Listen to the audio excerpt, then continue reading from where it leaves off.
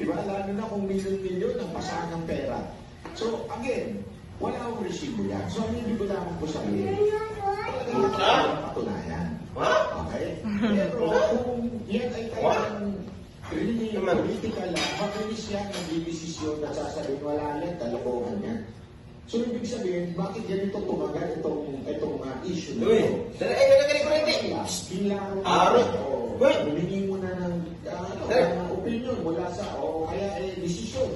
Inalam mo na ng gobyernong ito, kamusta naman yung kaso nitong speaker?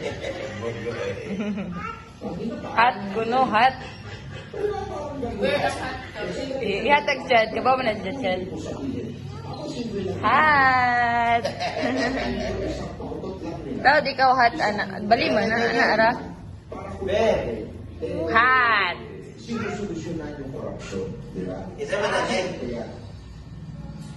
Sa September 21, kasado na. Iba yung grupo, pero magiging Bigyan kinsa mo ng hat yon. Umok naman yun ang lahat eh. Ay. Nang gilabo. Hala, hala, nag-ants. Sige, nag-ants.